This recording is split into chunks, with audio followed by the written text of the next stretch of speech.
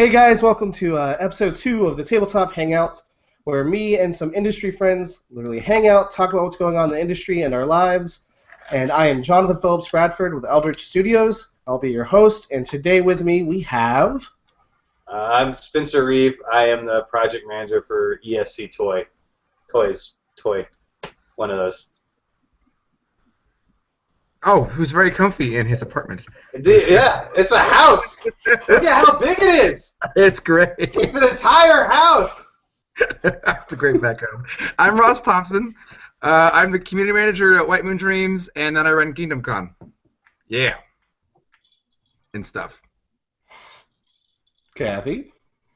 I'm Cathy Wapel of Windy City Miniatures. My husband and I paint miniatures all the time. I'm doing it right now. Fun. And last but definitely not least...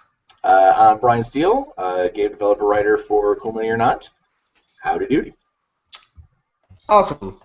So I always like to start off the show about everyone just kind of talks about what games they've played, what they've been up to, miniatures they've painted, anything of the above. It doesn't have to just be a tabletop game. It can be video games. It can be what movie you've seen. So just pretty much tell us what you've been up to. How about you, Spencer? So when I moved out to Vegas, I recently moved out to Las Vegas. And you've got a story to tell. I recently moved out to Las Vegas and away from everybody that I knew. So I've been by myself for a while. He missed LVO by a day. I missed LVO by one day. I got out here. I actually got out here I missed LVO by a couple hours. I actually got out of Vegas. You got out there as I was leaving the fucking state. Yeah. I was like, oh, I'm here at 6 o'clock, and people were like, yeah, we're all leaving now. And I was like, that's dope. I'll catch you guys later. But not at any other big convention. I'm not going to any of the PAXs or the Gen Cons or any of that shit. I'll probably go to Kingdom Con. I mean, it's right around the corner. Yeah. It's like a 4-hour drive, man. It's more like 6 for where you're at. Yeah, is it? I thought it was 4.5. It's 4.5 to go to LA. Okay. So I'll be. Well, when you're driving and you're drinking, the time just goes by real fast. Actually, that drive is really nice. I used to joke that I would get so much work done on that drive. While you were driving? Of course not. Of course. Oh. I didn't know you had a Tesla. Oh yeah. Yeah, you just pop the laptop open while you're driving? No, well, just more like meetings and shit. You just. Oh, you just put the fucking phone. Yeah. Pop the phone. We're cursing a lot. Should we curse less, Jonathan? That seems like. Oh yeah. Okay. We did a lot once you got on last time. Really, we were really good up until Ross hooked up last time. You're starting us off good this time too. Oh man, I'm just a sailor over here. It's the worst. I got a pretty foul mouth as well, so it's hard. I'm pretty sure most of our audience will be adults. So I'm not really worried about it. Yeah. Unless anybody's worried about offending the companies they represent, I think it's completely okay. Oh, no. Yeah, I was just saying. So since I got out here, I haven't had a lot of people to socialize with. So my old roommate, who has been a best friend of mine since high school, he, 4 months before I left, he got really into Hearthstone. And I hate Magic and I hate TCGs because I'm really bad at them, and I don't have top tier play mentality. I just have what's the cards that make me win type of mentality. I don't like strategy and shit like that. But that's the game he plays, so I figured I'd start playing it. So I've been playing that a lot lately, which is weird. You should add me. I play every day, dude. Okay, good. Well, yeah, I should because at the very least, what he and I will do is I'll play a couple rounds, and then can you hear that? This is how you know. This is how you know I live in the ghetto. 3 times. Okay, 3 times after I get home from work, 3 different ice cream trucks will drive by. You're in North Vegas, right? I'm not in North Vegas. I'm actually very close to Henderson, but I'm at the what they call the one of the 2 dangerous ends of Tropicana. I'm really close to one of the dangerous ends of Tropicana. There you are. Yeah, I'm on the, it's a real shady area. I was walking through the neighborhood the other day, and I found a discarded Big Lots cart filled with broken computer parts. Oh yeah, I saw that on Facebook. And I was and that's just in the fucking neighborhood. Nobody's cleaning this shit up. some homeless guy got here and was like, you know what? This sex robot's really not going to work out for me. I'm just going to leave this shit here. And just like left it. And nobody had cleaned it up. It's still there. I saw it the other day. I was like, oh. So this is day number 4. Homeless guy was trying to make a time machine. But here's the real thing. I walked by it and I looked at it and I was like, this shit's still here. It's been 4 fucking days. And as I was walking away, the other side of my brain was like, you're part of the problem, dog. You're not cleaning it up. And I was like, hell no, I'm not cleaning it up. That's not my shit. Well, you don't know where it's been, and that's like the worst part about when all that happened. But that's a good thing for me because, like, I feel like people are always like, oh, white people come into these, like, impoverished areas and they gentrify them and make it impossible for, like, low-income families to live there. Not this fucking white guy. He just looks at people's shit and goes like, yeah, it's shitty. I got trash in my front yard that's blowing in from across the street. I leave it there.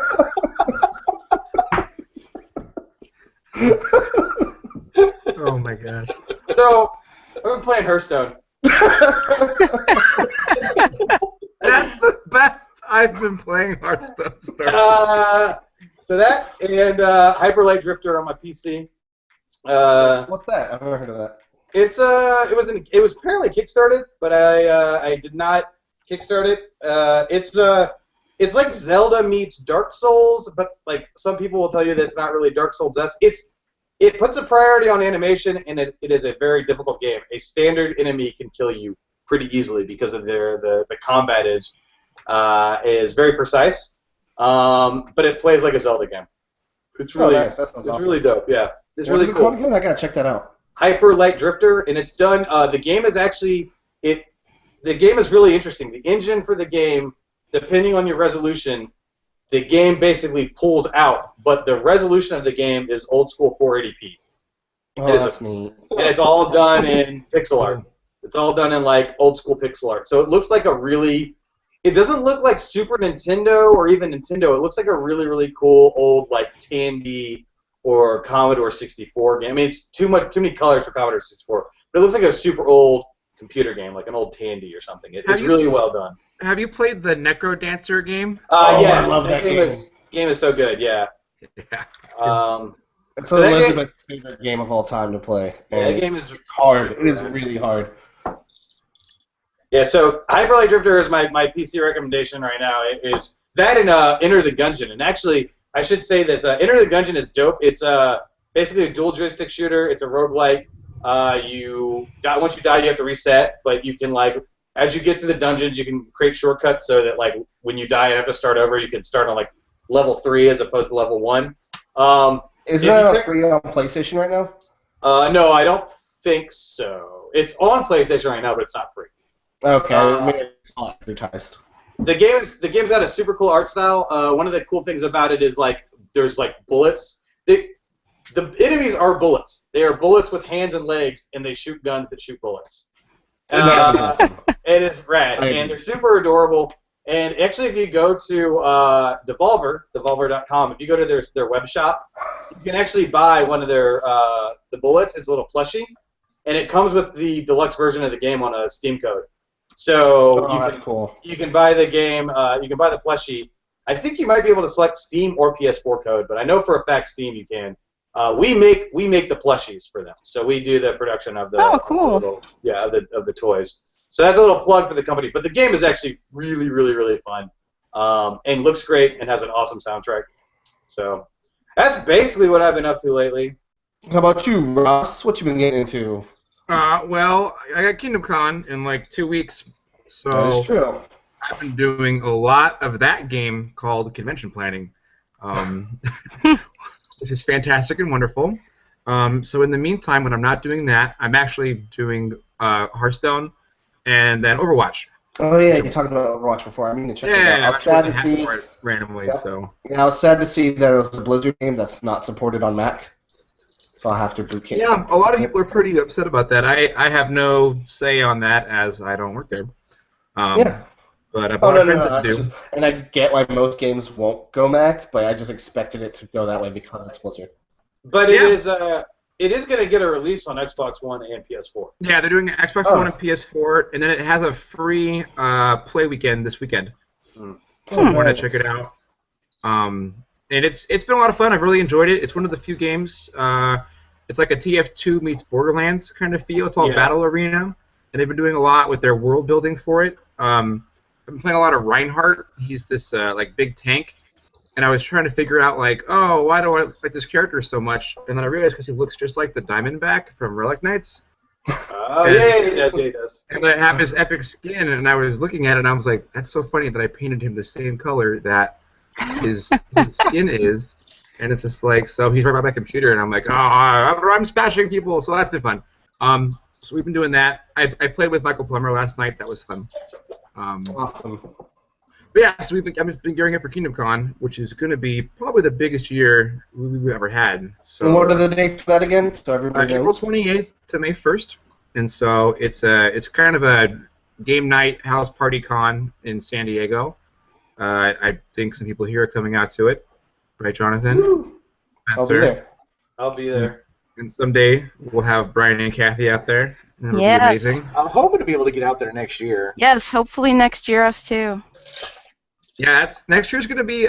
We've already got some fun plans for next year. So the hotel has this event at the hotel called Tiki Oasis, and if you guys were on my Facebook last year, you might have seen some of my photos. It was when I was wearing that pink, like bright pink, like Star Trek shirt. Oh yeah, I remember that. Yeah, so it's a giant tiki fest, and it's kind of like a 1950s, 60s just time travel immersion event.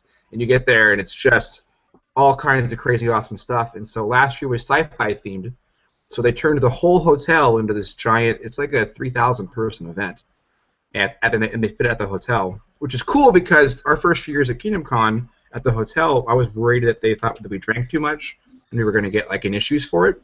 And the hotel staff laughed at me because they're like, "Oh yeah, you don't drink enough." But we had like it was like a Deprecon Saturday night drinking like every night at the show the first few years, and I was like, "Oh man, we're gonna get in trouble." And the hotel's like, "Oh no, we have this other event." So I finally went last year because it wasn't during Gen Con, and Bacardi was just giving out shots like on Friday. They're like, "And here's the rum booth, and here's the tequila booth."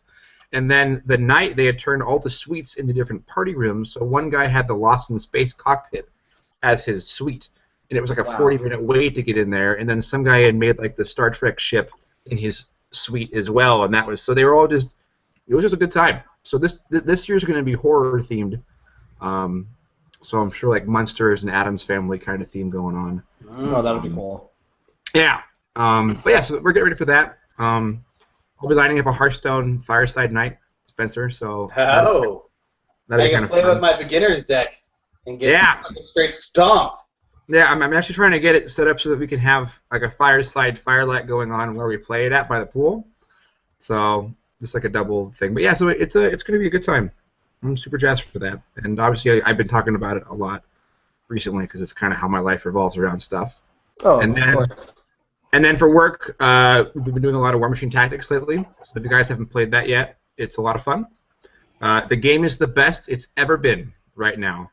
Ever since its release, White Moon's been pretty much doing updates every month, and the game's completely different from when it first launched. So I have to say, one of the things that has inspired me to play that game is that, and I'm strictly speaking as Spencer Reeve, nobody else's opinion.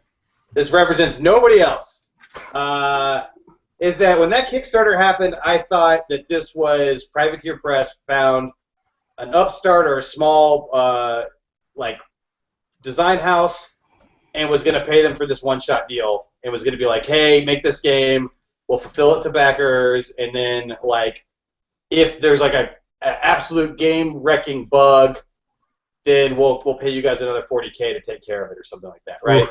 I did not think it was gonna be this like living software, like a standard, like a Blizzard project is, right? Like a Valve project is, a thing where like a Dota or like like a Overwatch or Hearthstone, where it's getting continual updates and they are very clearly listening to the feedback from the community and making the changes that people are asking for. And I was like, because I always wanted to play it because I think War Machine is a really cool universe. I don't play tabletop war games. They're remember that part when I was saying I don't like I was surprised I played Hearthstone because I don't like to think strategically. right. That's like why I don't play fucking tabletop war games. But the game looks really nice because the Privateer Press art style is top notch. Right. And the UI and the interface looks very XCOM-esque, which is one of my favorite games, even though it's like a strategy game. When it comes to video games, and I'm not like looking somebody in the face, I can take my time. I feel much better about thinking strategically, letting the gears grind. And so just seeing the fact that they are actually like they made a game that they're going to support and stand by, and this was going to be like almost this company's flagship title, is very much brought me into going like, this might actually be worth checking out because it's not a like we paid these guys to make this game and here it is. Sorry if it sucks. You know what I mean? Yeah, it's really surprised me how big of a thing it's really become. Like how pretty much exactly what Spencer was saying. Like I thought it was just going to kind of be this one-shot deal, and it's really growing and growing as each new release, and it's really becoming a very impressive product. That's pretty much the hope, right? It's like there's been all this additions and builds onto it. Like we just released 25-point lists, so every faction has a quick start 25-point list that you can just jump into a quick match and do that up. Really cool. And it cuts the time in half. And so the funny thing is, a lot of the reviews that we're getting that are negative are people not understanding just what the game is. Yeah. Because they're like, oh my gosh, I have to wait 5 minutes for my opponent to have their turn, and it's like, well, that's because it's War Machine, so they have to, so it's not XCOM where it's XCOM is a lot quicker. This game is pretty much like War Machine, but on the tabletop, or on the digital side of things, right? So you are waiting. So if I've never played War Machine, could I play the video game version and then know how to play War Machine? No. No? Okay. They are like at its base game, yes. There's a Warcaster. Warcaster makes focus. They go to the Warjacks and the units do their stuff. But the rules are different. Right? Okay, so it's a completely different game almost, just with the same base mechanics. Everybody has like the idea of what they're doing, right? So the Stormcaller will call down some lightning, right? And the Long Gunners will shoot their guns, and the Man of War have their shield cannon, but like the stats aren't the same. And a lot of the strategies and combos that are in War Machine aren't the same in Tactics, right? So like in War Machine, you've got units of guys. So like I'll have a unit of Stormblades or a unit of Long Gunners. But in Tactics, you can just choose 1 or 2 guys. So I like bringing 1 or 2 trenchers in my Signar list because you can throw a smoke bomb down and do stuff like that. I'm not required to bring 6 to 10 trenchers in my list. So it was supposed to be a different game on purpose. Because they didn't want to have just a tabletop port because even Dawn of War wasn't that way either. Yeah, for sure. And but it's been neat when you think about it, because like Games Workshop, if you type in Games Workshop into Steam right now, you're gonna pull up like 30 games. You know, like Mordheim's on, and there's 3 big games right now that are on there. Are gonna be Mordheim, Battlefield Gothic, and then upcoming Total War Warhammer. Yeah. So they just closed 2 weeks ago the Warhammer 40K MOBA. Yeah. They had one of those. It was Nexus Arena. And, I remember that. It was fun. Like you could be an orc straddling a rocket going into someone's face, which was cool for about 5 times. You know. But so it's kind of. I'm excited for the Battlefield Gothic game. And what I think people are going to run into is the same problem that we have with Tactics, is that people are going to be expecting, I think, more Dawn of War, and they're going to get more of a tabletop aspect. Yeah, they're going to think it's Homeworld, right? Like they're going to think it's Homeworld, and it's no motherfucker. This is literally what the PR is going to say to them. No motherfuckers. Will it be kind of like Blood Bowl was? That's what I'm thinking. A lot more. It's going to be a lot more like Blood Bowl was. Which I mean, they're still coming out with updates for that too. There's people I know that play it all the time. Their only frustration is that if somebody's losing, they'll just leave the game. Well, that's bother to finish it. Which is why Tabletop Blood Bowl is the best ever. But Blood Bowl leagues, man, I am bad at Blood Bowl, but being in a Blood Bowl league is good times. That is how we used to play. We used to do leagues, and it was a blast because you got to build your entire team up. Oh yeah. When I was living up in Seattle, Andy was running this Rat City Rumble league, and it was it was. I think the funniest thing was he had a goblin army that was older than I was. Like, That's awesome. All the orcs and the little goblins. He's like, Ross, this was made in '87. When were you born? And I'm like, oh, let's not talk about that, right? Like, Moving right along. yeah. Ross, can you have Reinhold in the video game? Reinhold is not in the game yet. Assholes. So how long is a game of this? The tactics. It's in that like 20 minutes to probably 45 minutes, depending on what's going on. For the new multiplayer stuff, and we added in ranked play. There's scenarios now, and you can play smaller pointless games. So when we cut the list in half from 50 to 25, that immediately made the game a lot smoother, because then it just kind of you got more of the idea of what you're doing instead of like, and now I moved my 10 units and my guys like that. So yeah, it's been very interesting. It seems like I've always been really interested in the integration of technology and tabletop, and then also the tabletop world going to the video game world, and then the video game world going into the tabletop world, which seems to be happening more and more these days, and it's really exciting to see the products they're going to be coming out with. Yeah, it's definitely neat. There's been some there's a Kickstarter or some video I watched the other day for some tabletop. It's game coming out on video game, and it's almost like a HeroScape based game, and it's just looked just like it was all hex based and everything like that. But I think they're going to run into a very similar problem that Ex Illis and then Golem Arcana had, where it's like, well, people that want to play the video game are going to do the video game, and then the miniatures guys are going to be like, what's going on? I just want to roll some dice. And then if you don't make a little code that says, you know, like you buy your stuff so you can only have that stuff in Steam, that's going to be confusing, because now if I have more armies on my digital stuff than I do on the tabletop, then why am I even play? It's just so many weird issues. It's not quite there yet where it needs to be for it to integrate that easily. That being said, the Broken Coast D&D game they have going on right now that Dungeons & Dragons is doing is pretty cool. Oh, I haven't seen anything about that. Yeah, at PAX Prime, they probably had one of the bigger booths, and it was like a 40-minute wait just to play D&D.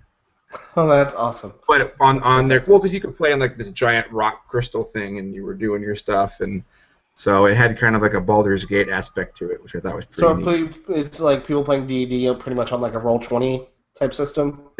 But more, it just looks polished. Yeah, polished is a good word. There you go. So anyway, so that's what I've been doing. I've been doing the Kingdom Con stuff. If we're going to wrap around my story at the end of it. Yeah, we can come back talking about upcoming conventions here in a little while. Yeah. So, Cathy, what have you been up to? I have been painting. Let me see if I can get this. Ooh. That's pretty cool. Is it backwards? No, it's spot on. It It's looks actually backwards to you, frontwards. but not to us. Anyways, that's my my Tectonic Craft Studios name tag that Arky Dan made for me. I thought I'd paint it up. It's He does looking the pretty awesome. that laser wood burning. Yeah, he does awesome stuff. Yeah, I was really jealous. There was a bunch of people at Adepticon this year who had their Tectonic Craft name tags, and I was like, oh, I should have been in on that. I was like, yeah, I want to paint this because I saw somebody else had painted theirs, and it's taken me way longer than I thought it would. I've spent hours painting this. It's ridiculous, but it's been isn't that fun. mostly true for any painting project? It always takes much longer than you expect it would. Kinda, yeah. Right now I'm working on some old Keltos or Rackham stuff, Confrontation. Oh, those are beautiful models. So these are just a bunch of humans, so nothing real exciting, but they're fun. You know, all the Rackham stuff is fun. And Bryan Steele, what are you fiddling with over there?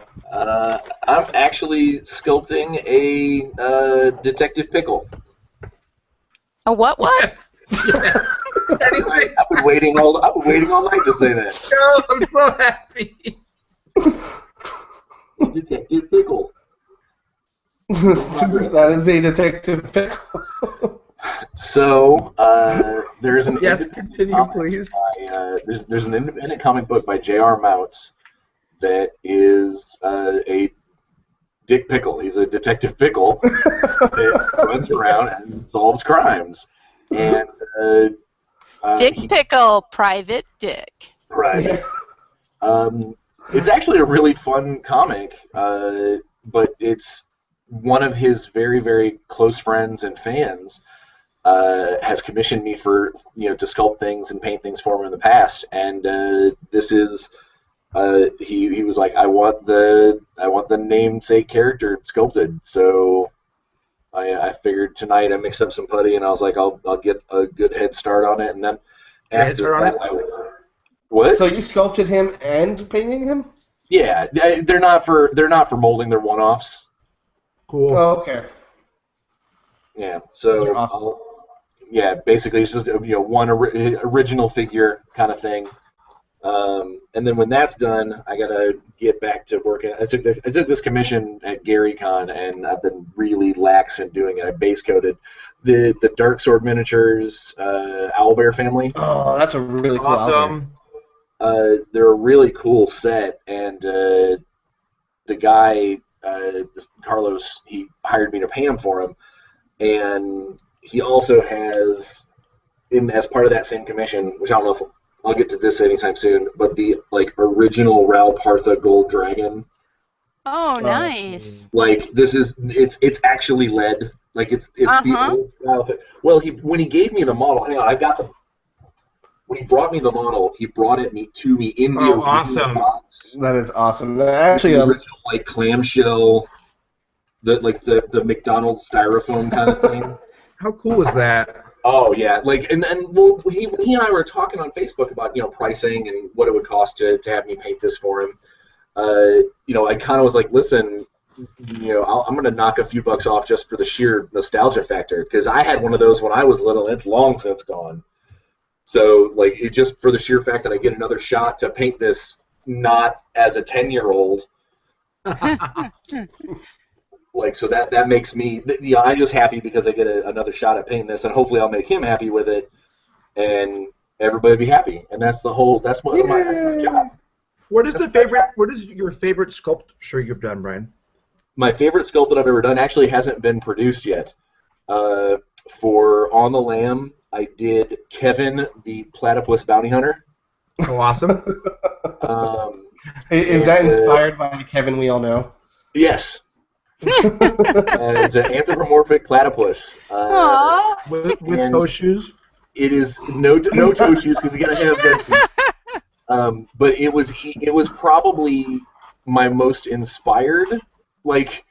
I've done a handful of things, but that was the one that I sat down. I was like, all right, I want a platypus mixed with Crocodile Dundee, mixed with and it turned out really, really well. I was really happy with it, and M has yet to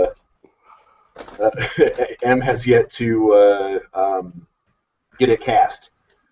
And in fact, last time I talked to her, or last time Kevin and I were talking to her about Kevin the Platypus Bounty Hunter, she said that she didn't know where the damn green was. Oh no! No! I was like, no! That made me super sad. But all she says, she knows that it's got to be around somewhere. They've moved and stuff. Yeah. So I'm sure it's in a box.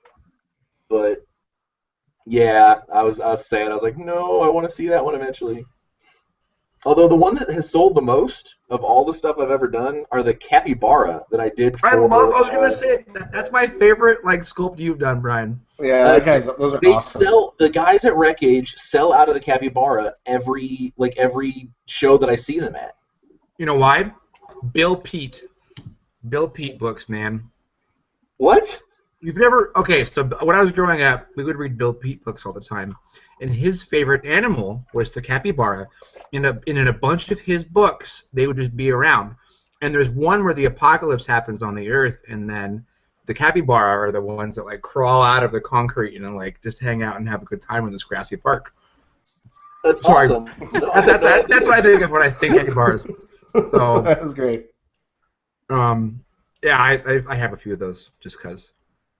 So. Aww.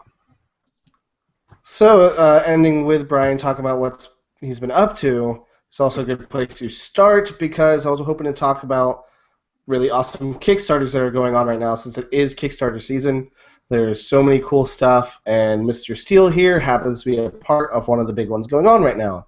So, Brian, you want to tell us a little bit about the Second Tide Rum and Bones? We just passed. This is the fourth day. Yeah, fourth. Time has blurred together. It's the fourth day on the Kickstarter.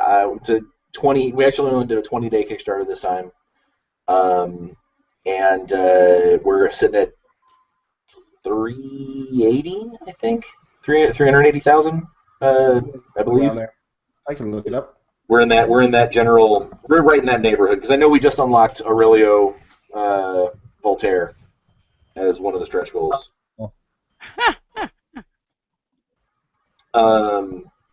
So what can you tell us about the Second Tide? The biggest thing with Second Tide is we collectively took a look at the how the rules for the first Rum and Bones worked, because it's a fun game, but it had some hiccups, and a couple of those hiccups have now been solved. We basically came out with a revised rule set that instead of going the you go, I go, like full sides, which caused a lot of bottlenecking and came down to a lot of, all right, well, this turn my dice are really good, so you lose. Gotcha. So instead of activating your whole team, you start activating a single figure.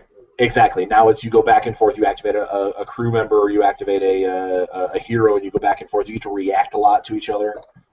Because I've always liked Rum and Bones, and I've always felt like the number one drawback to that game, because I play it, I still play it, and it's a great game. The only drawback was all the different steps you had to take on your turn. It was hard for someone who's new to the game to be able to jump right in it, and it's very easy to forget one of those little steps that could change the entire aspect of the game. Exactly, and that's changed now. Now you really have to pay attention to one dude and his actions, and then the other guy gets to do his thing back and forth. We changed how scoring works a little bit. Now you get a victory point when a hero is killed.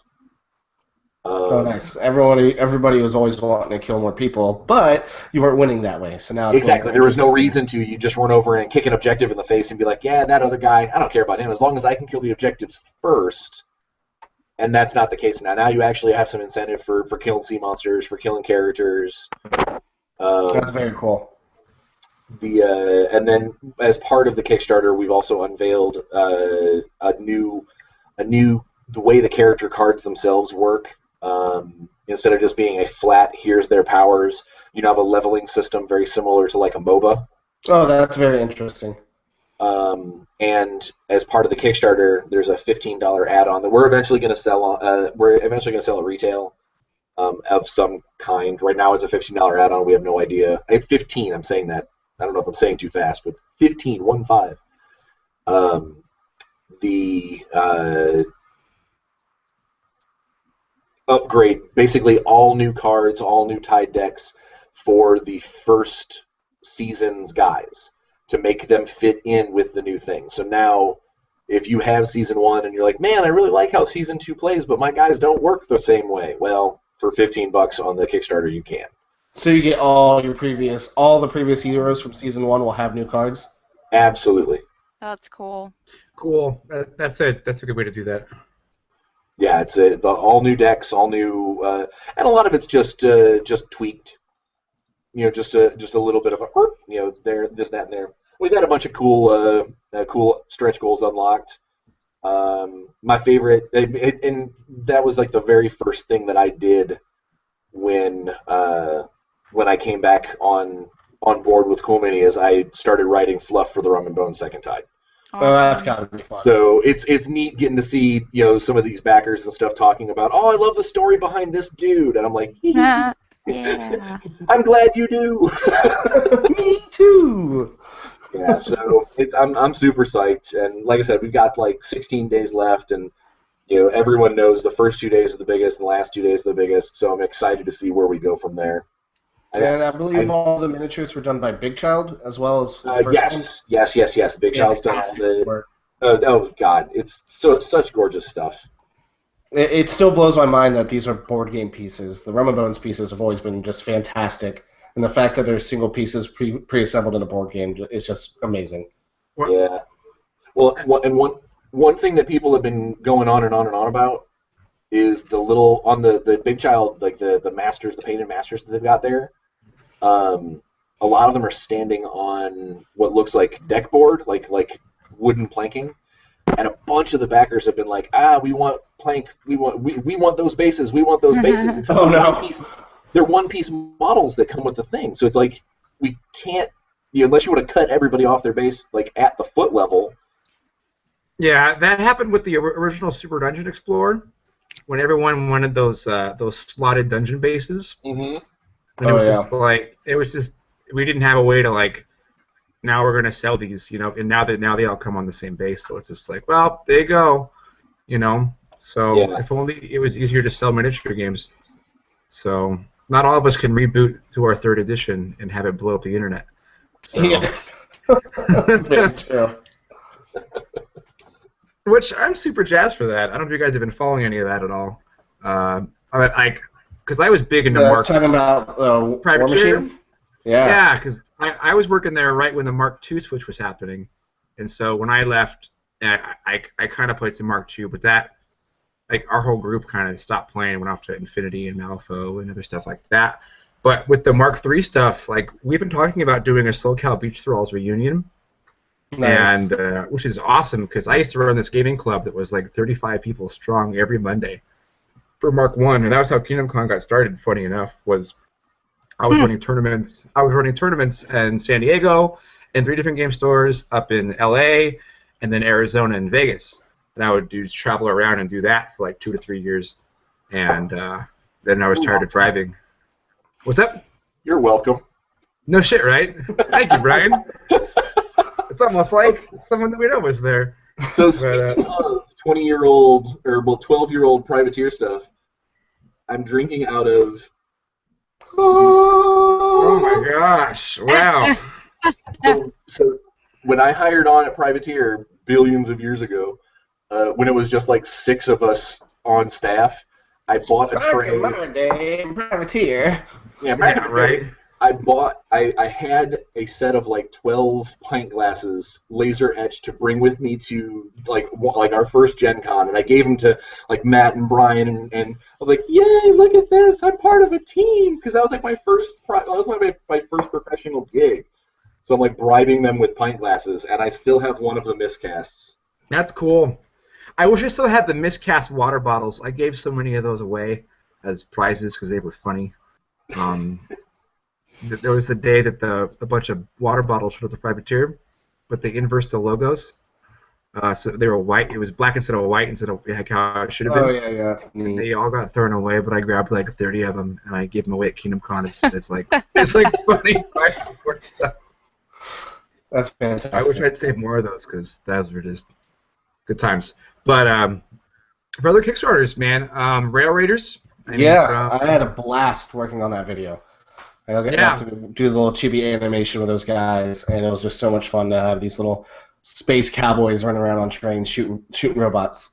Gotta love my day job when I'm making they've got a week left on their project, and they're at 162,000. So yeah, I believe something like that last time I checked, and it is. I'm excited to get that game because it seems super light and super easy for my friends to jump into. It's fun. Chuck and poker. Have you gotten to play it before, Russ? I have. Really? I'm jealous. I've just gotten to look over the rules, and I'm really excited to play it. Yeah, it's. I think what I like most about it is that it's quick. How long is an average game? Well, so Super Dungeon Explorer is a short game, right? Like it takes 45 minutes to play, which really means like 3 hours, which is fine because if you're gonna play it, you're gonna play it. Right, but Rail Raiders, when we were playing, like when it first got started, it's a good board game length, right? Where it's like it's one of the ones you'll have in rotation during the board game night. That's awesome. Yeah, you can just bust it out, play it. Yeah, which is I think it'll be good for Tabletop too, because they need some more games where like that, where it isn't the one that dominates the board game night, where they can just have games in the rotation. Because I liked playing Ninja All Stars. I enjoyed playing it. The only issue is it takes like two and a half hours to play when we played, and it's really hard. My number one person I game with is my wife, and games that take that long just lose her interest, no matter how cute and adorable they are. So I'm excited to get Rail Raiders because it's right up her alley, art style wise, and then we get to play a board game that we can play together very shortly. Well, not What very game I shortly, think but I'm probably you guys can't even talk about it. There was that French game that was going on that Ceylon was looking into back when I was there. It was that French game where they had the paintbrushes and they were all different colors. And the whole point was to paint each other's characters. with Cool Mini, I don't remember anything like that. Well, they were talking to Cool Mini because they wanted to get U.S. distribution. But this must have been back in 2012. Brian, you remember that? That sounds like it was even before me. Okay, because Kevin would know. Yeah, they were all little like tribesmen, so they all looked like they were like from the jungle. But they had paintbrushes and like paint pouches they would throw, and the whole point was you were like little Smurfs almost. Yeah, no, I have no idea what you're talking about, man. No, I gotta go find and see what happened in that game then, because It sounds awesome. I'm intrigued. Now I want to play this game. With Yeah, little it sounds funky like fun. paintbrush guys. I'll have to look it up really quick. But while we're on that, another Kickstarter going on right now is Clash of the Battle Goats. Yes. That's another one I actually worked on, which was Good. super awesome. Yeah, Arthur is super awesome. Yeah, I've Clash never of the been Battle down Goats? south. Yeah, I'll link it in the chat here. So it's like the next game from Studio Woe. They did a game called Gruff. Gruff, yeah. And yeah, right. So it's a battle goat game, and it's kind of like Magic in the sense where you're like doing out cards and your monsters are battling and stuff like that. But Arthur has been working his butt off, and he right now is one of the people that I'm really enjoying watching because he's like, I'm going to do a board game. And he did it. And he did all the art and did all that stuff. And so he won his like wife is a fantastic artist. Background from Smite, I believe. right. Was it? Yeah. Yeah, Was it but he Smite video game? went and won like Indie Mega Booth stuff at PAX and at IndieCade and at South by Southwest, and he got the marketing fellowship at Gen Con. So it's just cool to see like somebody who's just like, I'm going to make a game, and then have it just kick butt. It is, So- and it's honestly my favorite card game right now. Me and Heath Awesome. Foley have been playing a lot, and one of our favorite things to do is just to randomly pick goats, and then randomly choose our cards instead of really getting super strategic about it. We'll just do like a suicide mission against each other. Right. It's still an amazing time every time we do it, and it's because I love it because it's very simple to play, but you can get really good at it. Like it's almost like chess. You can learn how to play chess really easily, but then you can really delve deep into the tactics of it and really Right. get good with your battle goats. And who doesn't love mutated battle goats? So That's pretty much the thing, right? Also, the box design looks cool. oh, the It's like- box is amazing. It's like having a box that has giant teeth on the side of it. Yeah, hold on, I gotta actually go grab that box. Hold on. Cool. So while we wait for Jonathan, there's another cool Kickstarter that came out and funded and is already done, and it's called Jaeger, and so it's the guy did it for his college project, and it's carved wooden pieces, and all the terrain for it is just black and white paper, and he drew these like horror gothic trees. And all the wooden carved pieces are like little Jello guys with little, almost look like Castle Crasher-esque pieces. And you just move them through the forest, and you couldn't bag it anymore. He's like, I don't want to hand carve any more copies. But there's a hand carved board game. So I've been dope. following it, hoping that he comes out with some new ones, because I'm like, oh man, there we go. There's the Gruff. Yeah, this is the Gruff box. It is awesome. It's like a That's cool cool, format. Oh, Got it signed by them. It's super cool. That was like the first thing I saw. I saw this box. I was like, "What is this?" Have you guys seen? Have you guys seen that Kickstarter that's going on right now called Santorini? I'm No. not. No. It's really really cool. It's a very simple game. Basically, I think it's 2 players. It's a little pricey for a 2-player game, but the components are like phenomenal. Oh, I've seen this. I thought it was an app game. Yeah, so because of their they have all these great 3D animations they've done to show you how the pieces move across the board and stuff like that. It looks like it's an app, and I'm sure at some point in time it will be an app because it's basically a move and build game.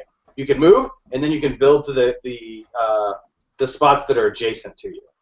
And the thing that's interesting about the game is I think the idea is you can only ever jump up 1 level, but you can jump down as many levels as you want.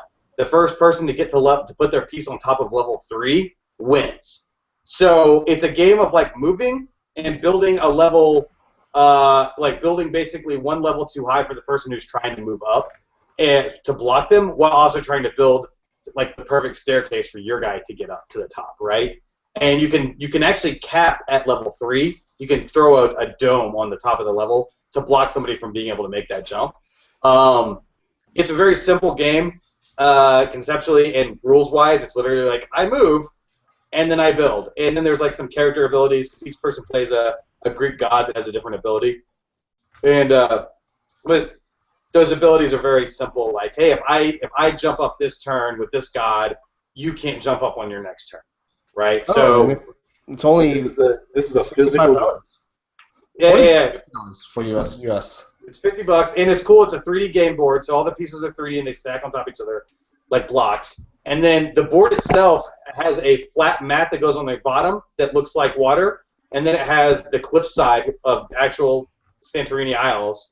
It has the cliffside that is like a 3D piece that sits down, and then the board that you play on sits on top of that. So even the board itself is this nice 3D presentation before you start building the plastic parts on top of it. Seen people who've been playing it for years. This guy, it was like a guy's pet project that he would take to shows, and people who have backed the Kickstarter are like, there's like kind of a grassroots movement, and people are like, I've been playing this at like small conventions. This guy's been bringing this for years. It's super fucking fun. It's really strategic and fun. So, and I think one of their early stretch goals was the addition of 2 more builders, so 3 players can play it, but it's 2 to 3 players. I think, if I had to guess, the 3-player rule is probably kind of hammered in there to add value. It looks like it's a really supposed to be a 2-player game. So, but it looks dope, man. Piece-wise, I'm actually really excited about this now. I haven't seen this before, and I am totally backing this tonight. Yeah, I don't back a lot of Kickstarters for a number of reasons, but I sorry. That's not what, nothing. That's just funny. Sorry. I mean, for all the Kickstarters that we've all worked on in the last bazillion years, and I think it's just funny to hear you say that. Well, here's the thing, man. So. I practice what I preach. I literally tell everybody when I worked at Cool Mini or Not, and I was doing, when I was doing like customer outreach and running the Kickstarters, I would always tell them, if you are unhappy with this Kickstarter as it is running, if something doesn't look right to you, don't back it and get pissed off. Wait till it comes out and read a review. I only back something if I go like, the value proposition for this Kickstarter would make me regret not backing it. But at that point in time, I'm buying the value proposition, not the game. That is the thing I'm doing. With Santorini, this game may come out. I mean, like I said, there's been a grassroots movement. There's people who are actually like, yeah, I played this game a lot. I like this game. I played his handmade version of this game because this guy's been 3D printing this game for a couple years now, and he'll play the game at shows, and then he'll sell his version at the end of the show to somebody. Is what I've read from people who have been in the comments and stuff. Well, this looks like a Barnes and Noble, Target, Toys R Us product. For sure. This is going to sell very well on store shelves. From the art to the simplicity of the rules. The fact that it's going to be a $50 2-player game, right? There you go, man. Yeah. So for me, I'm just like, this is the exact type of thing I could take to my mom's house and play with my brother and my mom. And you're like, look, all you have to know is that you can move and then you can build, and you can build next to whatever space you're in. And like any good board game, you can house rules anything that's too complicated. Like, don't worry about the god powers if they're too complicated. Let's just move and build, right? Let's just move and build. And you can't jump up 2 floors, you can only jump up 1. Right? At that point in time, the game is so simple, anyone can basically play it. And that's why I backed it. But also, he's like, hey, here's a bunch of extra guides. Here's, we're going to give you guys an extra set of pieces for 3 players. And I was like, it's $50. It's not $100. You know what I mean? And I get it that people back, like, cool mini games and soda pop games, and they go like, but if I don't back it, I don't get all those cool miniatures, or whatever. And I'm like, yeah, but if you don't think the game's going to be fun, what are you going to do with those miniatures? Not even that. If you aren't going to play the game, Yeah. How many guys have like that? Man, when we were doing Relic Knights demos, this is the funniest thing to me. It's probably what I should talk about. I don't care. We were doing Relic Knights demos like last year, 2 years ago, right? And they're like, "Oh, can I get a demo?" And I'm like, "Oh, did you back the Kickstarter?" He goes, "Yeah, I backed it for everything. I have everything sitting in a box right now, and I haven't played it yet." And it's like, what? Like you backed it at the $300 level, and you just hadn't. It's like, well, you know, like I got to read the book, and I'm like, yeah, you got to read the book, like. Oh my gosh, what a concept, man! Like, just blew my mind. And it's just funny to think about that, right? Because you're like, how many guys back Kickstarters and then just to have it? Yeah. You know. Well, it's almost like a collector's mentality. It is a collector's mentality. I mean, that's the biggest.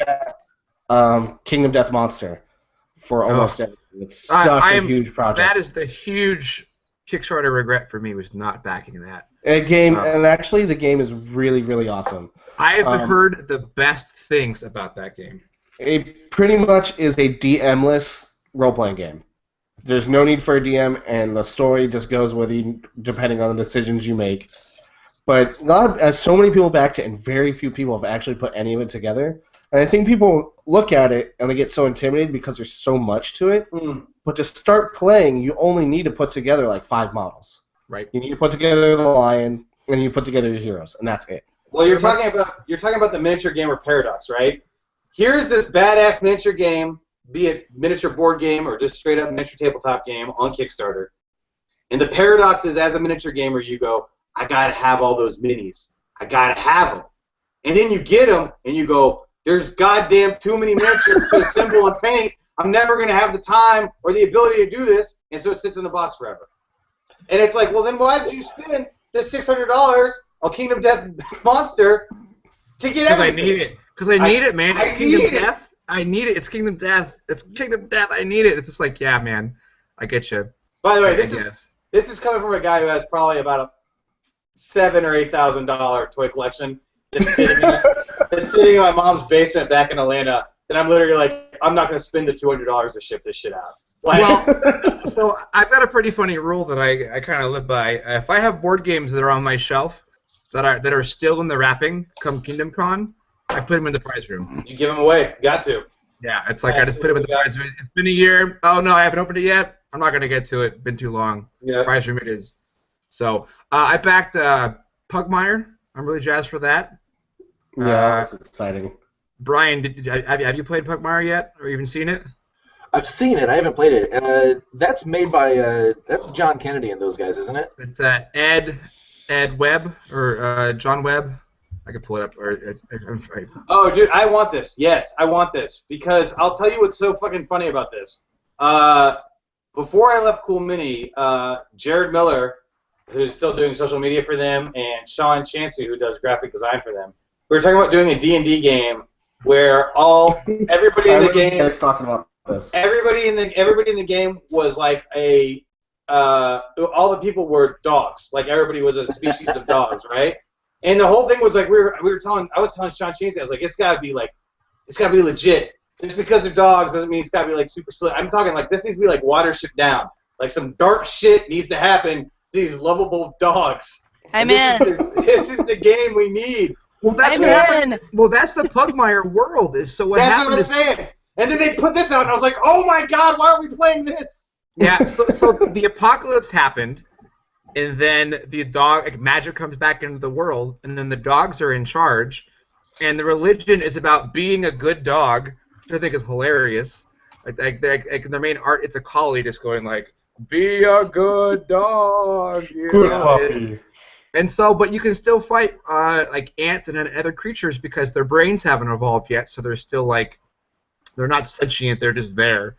And so it's the art's super cool. I went and got a mug the other day that I just ordered. It's a little pug mug. So it's got a little pug face, and it's a mug, and it sits, and the dog's all like, and I'm like, I'm going to drink out of that when I play in this game. I need to find out if they make a shirt of this. I think he's a priest. This pug priest that's looking real concerned on the cover. Yeah. Like, not the one that's looking all tough. I don't like the one that's looking all tough. It's going like, whoa, yeah. He's got the Bible, and he's looking real concerned. Yeah. Okay, this game looks fantastic. Yeah, so I totally want to play this. It plays roughly like 5th edition, with a good amount of changes. So that's super fun. I could totally. Well, I don't know. Half of my gaming group would say this is hilarious. The other half would be like, "This is dumb." But it's all about enjoying with right. No, so what you do is you set everything up. You say we're going to play one night with pre-gen characters. You don't tell them what they're playing. You build all their characters. You sit them down. You play them through 3-4 hours, and then they go. We just played a 4-hour role-playing session that was awesome, and we were dogs. Yep. How could it not be awesome when you're dogs? Right? True. Are there evil cats? Are cats evil? Yes. I hope Are cats evil are evil. cats. There are evil cats.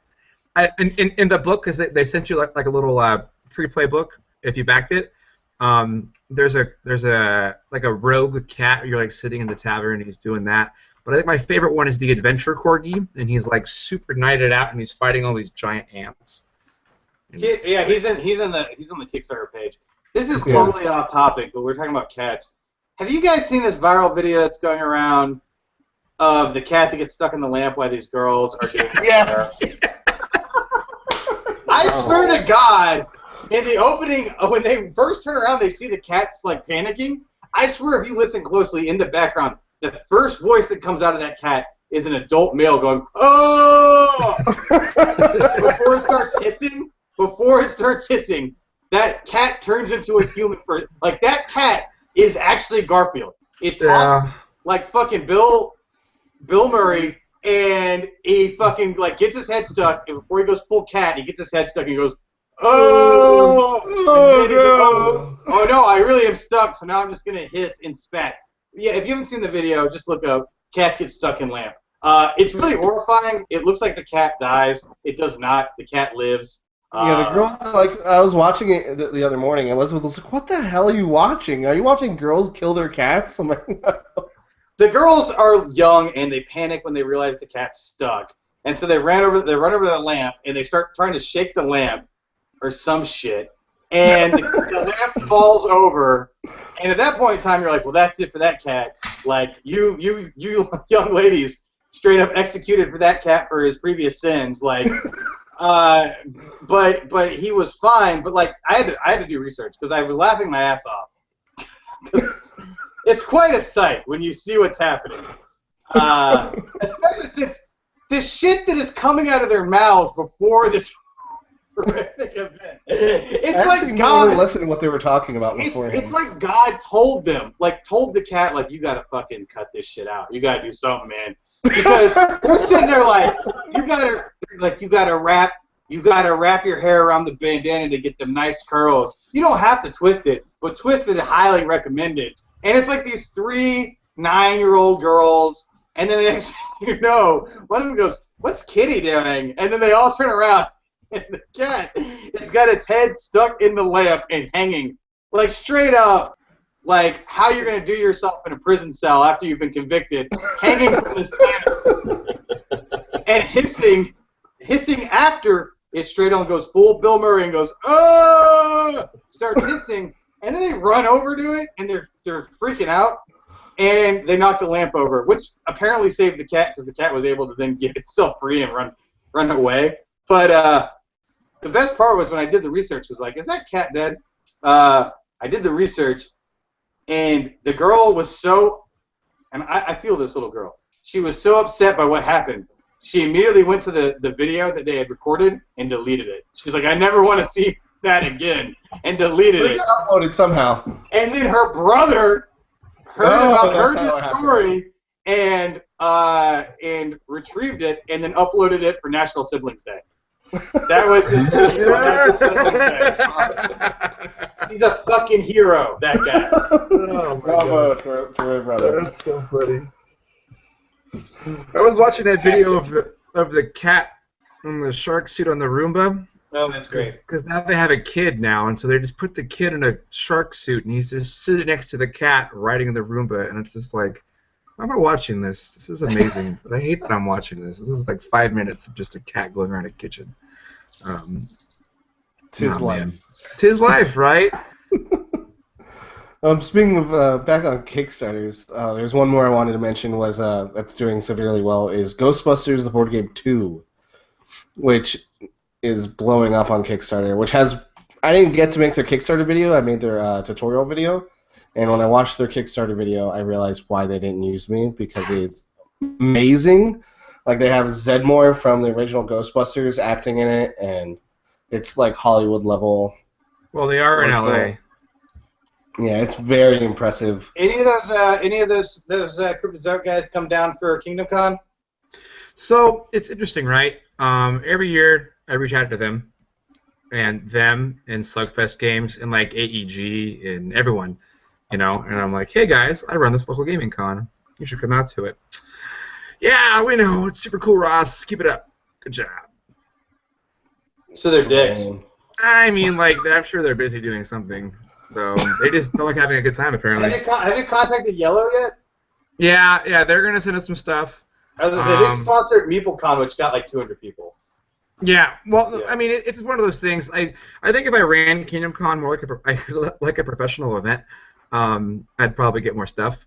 But because the website is kind of laid back and the social media is kind of laid back, because it's a very word-of-mouth convention. Yeah. Because you run it that way, people don't realize that, we have like 700 people there, and we do like tournaments the whole time. Like, we're the biggest War Machine event on the West Coast outside of Privateer Press. We have like a 180-person freaking GW event, a huge board game room, all kinds of card gaming, a huge Paizo thing going on. Well, So you're saying I should come to Kingdom Con and learn how to play War Machine finally? How many years has Kingdom Con been going? This will be the 7th year. So I started it when I was like 19. Yeah, it was one of those things where I just kind of was like, I'm going to do this now, and I did it. That's awesome. So speaking of Kingdom Con, what are, like, if no one knows anything about Kingdom Con, what should they be excited about? When first coming to Kingdom Con, what should they expect to do? Any events? You should expect to first see me right when you walk in the doors. I am usually there, and I usually say, welcome to Kingdom Con. That is a thing I am proud that I usually do, is I hang out right in that front lobby, so when you walk in, I am there with beer in hand, in the t-shirt, and I will give you a hug probably. The Lord Mayor of Kingdom Con? People call it RossCon. People call it King Ross. All those things. It pretty much, the joke is that it's called Ross and Kevin Con. Yeah. The joke is that my parents wouldn't let me have a party at the house anymore when I was in college, so I had to get a hotel, and that's what started. So then it's got a very game night feel. So you kind of have to have a little bit of confidence to come play, because on top of all like the board game schedule we have and all the tournaments and stuff, we have this huge board game room. And we have a really good board game library, or you can bring your own. And so it's just kind of like, come play games. And so I have friends who've shown up and been like, oh my gosh, I walked into the board game room, and 12 hours later they're like, I played so many games. People I've never met before. They live right down the street from me. Oh my gosh, right? And so it's like, that's awesome. Yeah, and so like that's a really cool part of that. So like we have if you're a War Machine player, there's all kinds of we have multiple Masters events. We have the Privateer Iron Gauntlet. We have a War Machine Weekend Qualifier. We have all those ones there. The Broadside Bash does their event. WGC is coming out this year and running the Draconic Awards, and we're going to have hobby classes. So at the first for this year, which is pretty sweet. Yeah, that's exciting. I've been hearing a lot of people talk about that. Sorry, Jonathan. Go ahead, Cathy. I've just been hearing a lot of people talk about that. Well, you guys are going, aren't you? Yeah, Elizabeth and I will be there. I'm doing video stuff for WGC and helping out Ross with video stuff as well. And then Elizabeth will be teaching classes, Caleb Wassenbeck will be teaching classes, and Aaron Lovejoy, I believe, are the three that will be teaching classes throughout the whole convention for everyone to enjoy. Next week we'll have Elizabeth on, and she could talk more about what she's doing, and hopefully we can get some other painters that will be there on the show to talk and promote more what's going on there. Yeah, we just lined up the hotel rooms, so you and Elizabeth will have a suite. So we're going to do like a painter's suite, so you guys can hang out in there and do all that. Instead of like a tiny little room. The hotel's pretty sweet about that. So yeah, and then we have that, but then I think the best thing we have at the con, minus like all the historicals, all the demos, we have Renee, he runs all the historical gaming in San Diego for their board game club, or for their gaming club, and he puts together pretty much all the other miniature games events we have going on. So there's all kinds of cool stuff. These guys are, always painted. and they have like Western shootout games and things like that. And we have a lot of vendors that come. So the Broken Token, their first convention was Kingdom Con. Oh, awesome! They make great stuff. I use a lot of their stuff. For Yeah, Greg came down and he's like, hey, I want to do this. I'm like, dude, come to my show, man, make it happen. You know, Drunk Quest, their first con was my con, right after That's their good. Kickstarter. That's good. And well, it's kind of how that got started, right? Because because we run a 120-person Drunk Quest tournament. That's great. Yeah, and we bring it all in the board. It's on Saturday night, and we do it down in the board game room. We clear everything out, and it's just for Drunk Quest.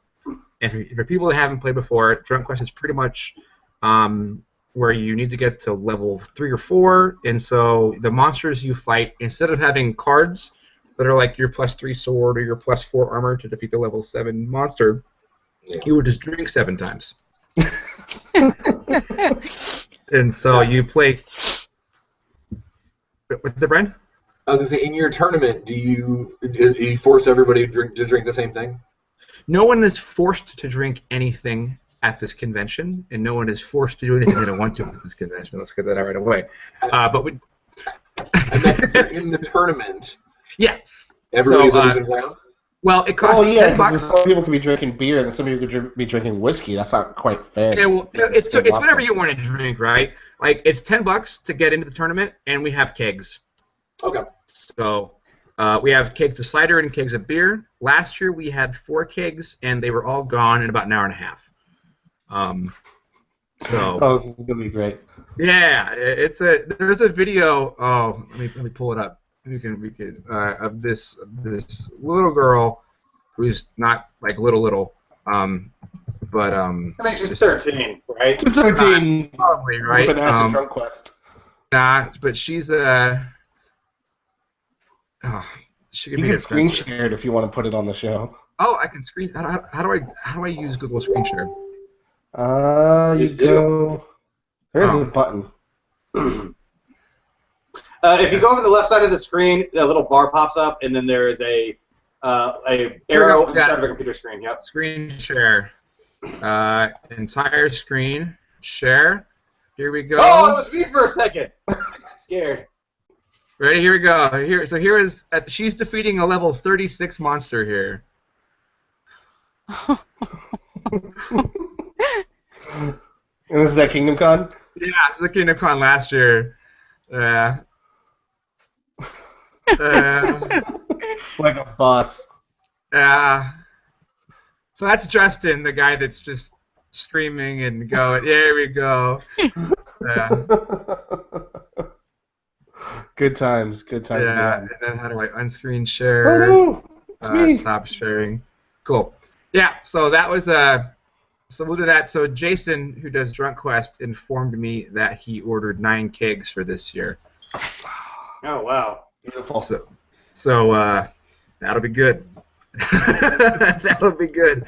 But what's kind of neat about it, right? It's like, Cathy, you brought up a good point when people are like, "Oh my gosh, are you going to Kingdom Con?" It's like it's always been around. Like it's been around for 7 years now, but because it isn't like one of the big press shows, or it isn't a big thing, people like at Epicon is like a month before, right? And so if you're a big Warhammer or a big War Machine player, a lot of the same tournaments are going to be there.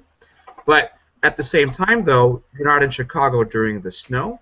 You're going to be in San Diego in low 70s, mid 70s. Torture. It really is. San Diego's my all-time favorite place in the world. It's just the weather's horrible in mid-April. Like the sun's out and shining. I love California except for all that weather, all that sun. It's just the worst. It's just I remember going to Comic-Con last year and I actually got a sunburn without ever getting hot. I had a sunburn on my forehead. I was like, when was I ever hot to get a sunburn? It's a dry heat. Last year. And I just got there. I was like, wait, the outside has AC. It's so beautiful. Man, at Comic-Con, Spencer, we had a good time at Comic-Con, man. We did. I was thinking about Comic-Con this year, and I was like, I'm probably not going to get a badge, but maybe I'll find a way to go to San Diego and just fucking live the street life while it's going on. Dude, yeah, there's a lot of street stuff going on there. It's not just a lot. It actually It's the convention. I would just say I think most of the stuff that I would want to do would be the tangential shit. I did it last year. I went through the hall. Like I went through the dealer's hall or the exhibit hall. I went to basically my mecca, which is the 3A Toys booth, and I saw all the toys I can't ever buy. And then like I saw the cool like props and costumes like the Blizzard booth. It wasn't Blizzard. It's the Weta booth. Yeah. And that stuff was super dope.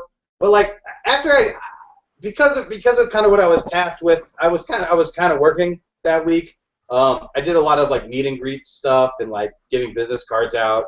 And really the only place to do that mattered was that hall. Like I wasn't going to go to like Hall H and sit in the front row and be like, hey, will you take my business card or whatever, right? So it was walking up through those halls. So I did that pretty much every day. And I think if I could go back for not work, it would basically be just to go down there and be like, all right, I'm going to go to like a bunch of different bars that are themed for this event. I'm going to go to a bunch of like the like meetup stuff that goes on. That's kind of like, oh, they're throwing a meetup thing here for people because like I know there's like nerd trivia nights and stuff like that happen. That's the stuff that last year. That was so much fun. So I got to interrupt really quick because this is a redemption moment.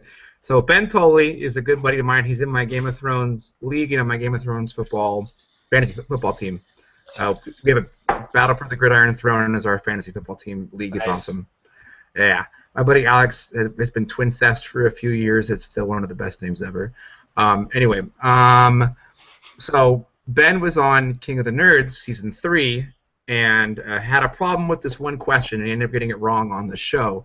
So there we are at Trivia Night at the Hard Rock during Comic-Con, and the question comes up, the same question, and our whole group just gets super silent, and his wife turns to him and goes, okay, this is redemption time. And he's like, I know it. And he runs up. It was just so funny. Sorry. That is fantastic. Yeah. Sorry, Spencer. I didn't mean to kill you. No, but basically what I was just gonna say was like, yeah, that's what I would go and do. I don't even know if I'd get a badge. Like, wouldn't even try. The only problem is to do that, I still have to find a place to stay, which is would be the question. Yeah, last year we lucked out, man. We got really lucky last year. Two blocks. So like I've lived in San Diego, born and raised, right? So I've gone to Comic-Con since I was like 14. But that staying 2 blocks away was spoiled. I think I was especially spoiled for Comic-Con last year because I got to stay in my uncle's like amazing condo. What was your honeymoon? Free. I know, it was my honeymoon, and it was amazing. And we're like, oh, maybe we can go again next year. And my uncle sold that condo, so I sadly don't. Oh, bummer, because I was going to ask you if I could graduate. I know, and you could have, but he just sold it. Oh, man. Oh, there goes my free place to stay. Right you caught a shooting star. You had it. You caught it. It was amazing, and it was probably one of the best times of my life of having a nerd honeymoon at Comic-Con. Well, and the weather was so nice last year too. Dude, it was perfect the entire time we were there. Yeah. I think it rained for like 15 minutes one day, and it was one of the days. Sure, but I mean, it's been neat. So this year they've totally changed up 2 of the systems. The hotels was all lottery. Oh, I heard that worked really well for Gen Con too. So it actually worked about as well as it did for Gen Con. Just times that by about 130,000 people. So perfectly then, right? Yeah, it was amazing. Everybody was happy. Everybody got what they wanted. Everyone was happy. Sure. Yeah, that's totally what I heard. Yeah. Yeah, I knew how happy everyone was because that morning I woke up and my feed is just full of fuck. The year they did it, the first year they did it for Gen Con, which I think was last year, right? I think so. I have never so many industry people who were like, I'll be staying in like 2 towns over. Like they were like, I literally didn't get anything. There's nothing. I'm gonna have to Uber in every day. They should just run Gen Can't at the airport. Well, yeah. Well, and here's the thing. Like, I don't think it's that big of a deal. Like, okay, it's especially at Gen Con. It's 24 hours, but it's really not 24 hours. I mean, things kind of die down at around like 11 or 12, right? People will stay there, but it's not like Dragon Con or San Diego Comic Con where like at 2 or 3 in the morning, it's still crazy, right? Right. But it still sucks when you're like, I just spent, probably $20,000 to be an exhibitor, $10,000 to be an exhibitor. Yeah, it's kind of silly they don't give the exhibitors. They give certain exhibitors Cool Mini, for example, is guaranteed rooms. Guaranteed. They spend enough money in the exhibitors hall. They've been doing it long enough that they're guaranteed rooms. Yeah. Guess what? That Wizards of the Coast, they're getting some rooms, right? Yeah, that's true. Yellow and Asmodee, which is also FFG, they get some rooms. But smaller guys and artists that have been coming there for years and stuff like that, they don't get. They don't get anything. They can't even. Those guys can't even get a booth anymore. Yeah, well, that's the thing. That's a whole other. That's a whole. It is. Thing. I mean, if we could brainstorm a new idea how to do Gen Con right now, but it mainly comes down to space. Because if Gen Con, if the hall was bigger, then they wouldn't have to worry about the point system and things like that. Yeah. Because then they could just make sure everyone had space. And then if they had more hotel space, then it wouldn't be, because it's an indie. They have, and that's you're dealing with geographic issues, not with event issues, right? Yeah. And there's no way to really make everyone happy, because right now, because we are in the golden age of gaming, I stand by that. Yeah, sure. The renaissance of all of it. Everyone wants to go to everything, and the immersion events are really where things are at, because going to a con is way more fun than, if you're into the con scene, going to a con is way more fun than just, a board game night. We're going to go to Gen Con, we're going to be, right there is, Eric Lang, and oh my gosh, over there is, whatever, and it's that's for the board game fans. It's same thing with Dragon Con, same thing with Comic Con, but what's neat though is it's that 40,000 to about 70,000 people range that you should have your shit figured out. Yeah, I agree. PAX East is 70,000 people, and yeah, they have hotel problems, but that's because they're in Boston. Yes. I mean, the easy way to fix PAX East is to not have their convention center surrounded by 2 blocks of empty warehouses. It's very true. If they just had the Comic-Con gas lamp thing right there, then no one would complain about PAX East. But they have a really good shuttle system. So now, if you're staying on the other side of Boston, the shuttles pump you in, you're good to go.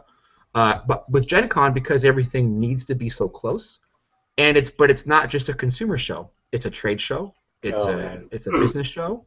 I'm Bryan. I want to go and pitch my game, but do I want to have a booth? Do I want to do product? Can I be in meetings? There's so many things I could be doing, and it's a stressful thing. It's not that you're going to enjoy Gen Con, but the fact that you're peeing means you're not meeting with that distributor right now.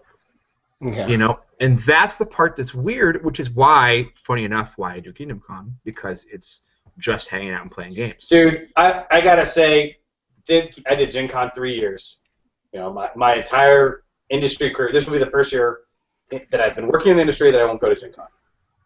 And I have maybe one really good I had fun memory at Gen Con. The rest of it was stressful. That's not even the crazy when you've worked for 2 days straight and you're running pretty much on just whiskey and caffeine. Okay. Those are still good times. I mean, they are. I mean, it's not like I hate life when I'm there. I'm not like, fucking, this is terrible. It's like, right. This is awesome because it's this crazy experience, and it's not any other job in the world will have you doing this. You know what I mean? Yeah. Especially with board gamers and miniature gamers are a very interesting crowd, even compared to video gamers. It's a very accepting nerd culture, right? You get into video games, and there's the guys who like Call of Duty, and there's the guys who like Madden, and there's the guys who there's a very wide berth, and there's almost hard lines. The dudes who play Call of Duty, I can literally tell you this the other day. I was sitting in the warehouse at my current job, and these guys were packing boxes, to take out. And somehow they were like, "Oh, what is this stuff?" And we're like, "Oh, we make toys for these video games." And they're like, "Oh, we love video games." I was like, "Oh yeah, well maybe you've heard of these." hadn't heard of any of the games, which is fine. They're indie games. That's cool. And I was like, well, what do you guys play? Oh, we play Madden. We play Call of Duty. And I was like, oh, well, have you ever played this game, this game, this? And no, they're like, no, man, this game's kind of seemed lame. And I'm like, it's weird because when you were a kid, like when I was a kid and NES and Super NES were the things, right?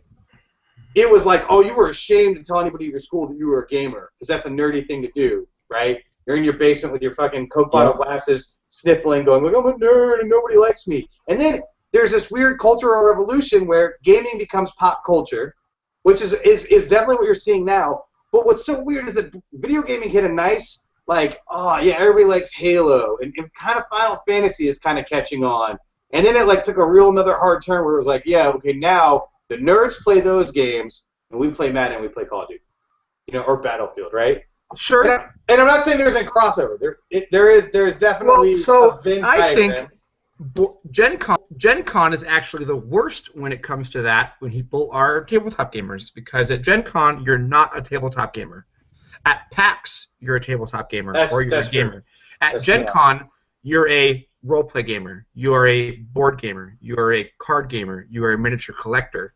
And Gen Con is very much that, because you've come to play your 2 or 3 games, and then you've come to buy stuff.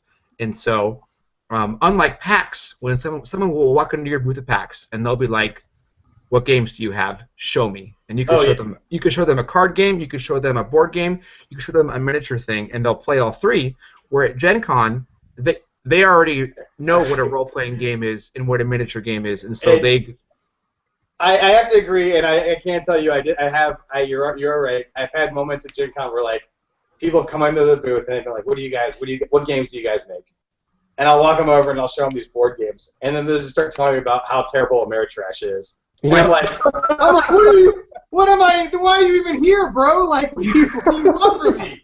Like, you just we make like games with miniatures and lots of dice. Give me the sales pitch, and then let me tell you why it's shit. And I'll be like, oh, sweet, cool, okay, so that's dope, thanks, man. But my one shining moment, and it's something that Ross alluded to earlier. My first year at Gen Con, I had to run help set up the booth. It was my first year doing any of that stuff. Set up the booth.